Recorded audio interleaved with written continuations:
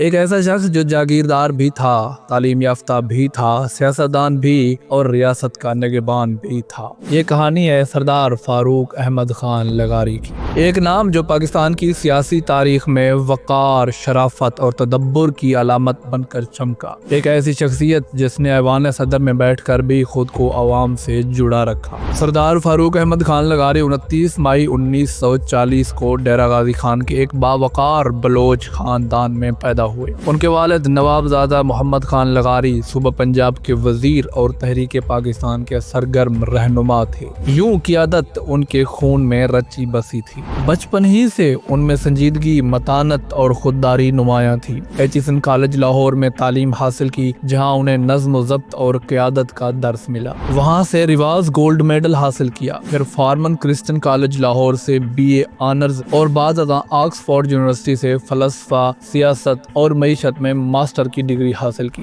یہی وہ تعلیم تھی جس نے ان کے اندر کا سیاستدان، مفکر اور سفارتکار بیدار کیا۔ 1964 میں انہوں نے سول سروس کا امتحان پاس کیا اور مشرقی پاکستان کے مختلف اضلاع میں اسسٹنٹ کمشنر کے طور پر خدمات انجام دی۔ لیکن والد کے انتقال کے بعد انہوں نے کرسی چھوڑ کر اپنے قبیلے کی سرداری سنبھال لی، اور اسی لمحے ان کی زندگی نے ایک نیا رخ لیا۔ یہ وہ وقت تھا جب ذوالفقار علی بھٹو کا سیاسی ستارہ عروج پر تھا۔ فاروق لغاری نے ان کی قیادت اور عوامی نظریے سے متاثر ہو کر 1973 میں پاکستان پیپلز پارٹی میں شمولیت اختیار کی۔ یوں ایک افسر سے سیاستدان کا سفر شروع ہوا۔ 1977 میں جنرل ضیاء الحق نے اقتدار سنبھالا، ملک پر مارشل لا نافذ ہوا اور سیاست خاموشیوں میں ڈوب گئی۔ لیکن فاروق لغاری ان معدود سے چند رہنماؤں میں شامل تھے جنہوں نے اصولوں پر سمجھوتا نہیں کیا۔ انہوں نے آمریت کے سامنے سر جھکانے کی بجائے قید و بند کی سہولتیں برداشت کی اور اپنی پارٹی کے ساتھ کھڑے رہے اور جمہوریت کی بحالی کے لیے آواز بلند کرتے رہے۔ یہی وہ دور تھا جب ان کی پہچان صرف ایک سیاستدان کی نہیں بلکہ ایک اصول پسند انسان کی بنی۔ 1988 میں جمہوریت کی واپسی کے بعد وہ قومی اسمبلی کے رکن منتخب ہوئے اور وزیر پانی اور بجلی کے طور پر خدمات انجام دی۔ انہوں نے جنوبی پنجاب کے پسماندہ علاقوں کے لیے بجلی، تعلیم اور زرعی ترقی کے منصوبے شروع کیے۔ توسا براج، فورٹ منرو اور ڈیرہ غازی خان جیسے علاقے ان کی توجہ کا مرکز بنے۔ یہ وہ وقت تھا جب عوام نے انہیں سردار خدمت کہنا شروع کیا۔ 1993 میں غلام اسحاق خان اور نواز شریف کے درمیان تصادم کے بعد ملک میں سیاسی بحران پیدا ہوا۔ عبوری حکومت کے دوران فاروق لغاری نے بطور وزیر خارجہ اور وزیر خزانہ بہترین صلاحیتوں کا مظاہرہ کیا۔ اسی دوران بے نظیر بھٹو نے انہیں صدارتی امیدوار کے طور پر نامزد کر دیا۔ 13 نومبر 1993 کو پاکستان کے 8ویں صدر منتخب ہوئے اور یوں ڈیرہ غازی خان کا بیٹا، بلوچ قبیلے کا سردار، ریاست پاکستان کا آئینی سربراہ بن گیا۔ ابتدا میں سب کچھ بہتر تھا۔ ایوان صدر اور وزیر اعظم ہاؤس کے درمیان ہم آہنگی تھی۔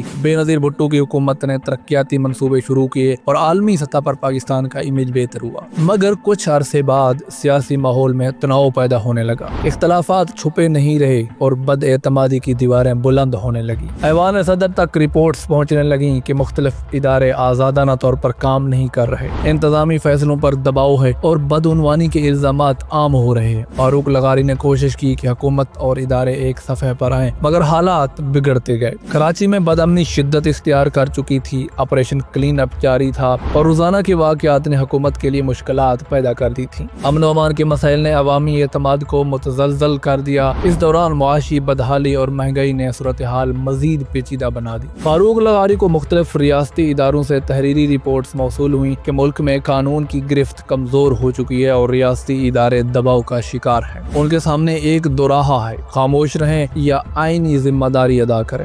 20 ستمبر 1996 کراچی کی ایک رات جو ہمیشہ تاریخ میں لکھی جائے گی۔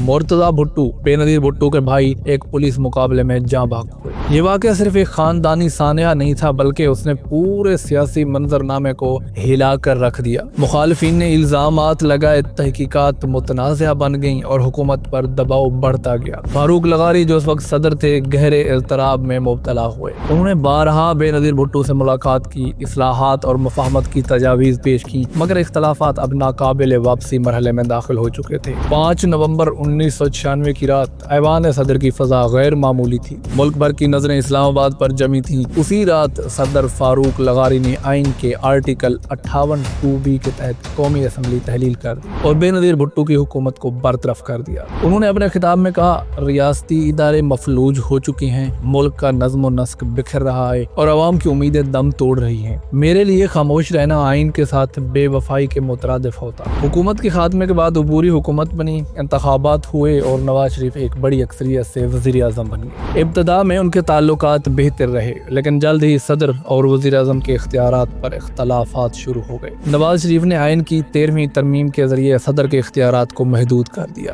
یوں وہ شک جس کے تحت فاروق لغاری نے اسمبلی تحلیل کی تھی ختم کر دی گئی۔ فاروق لغاری نے حالات کے پیش نظر 2 دسمبر 1997 کو صدارت سے استعفیٰ دے دیا۔ یہ استعفیٰ ایک باوقار خاموشی تھی جس میں اقتدار کی خواہش نہیں بلکہ نظام کے احترام کی جھلک تھی۔ فاروق لغاری نے صدارت کے بعد ملت پارٹی قائم کی اور بعد میں پاکستان مسلم لیگ (کاف) کے سیاسی اتحاد میں شامل ہو گئے۔ وہ ہمیشہ اداروں کی خود مختاری اور آئینی توازن کے حامی رہے۔ 20 اکتوبر 2010 اسلام آباد میں سردار فاروق احمد خان لغاری دل کے عارضے کے باعث وفات پا گئے۔ انہیں ان کے آبائی گاؤں چوٹی ڈیرہ غازی خان میں سپرد خاک کیا گیا۔ وہاں آج بھی ان کا مزار خاموشی سے پاکستان کی سیاسی تاریخ کی گواہی دیتا ہے۔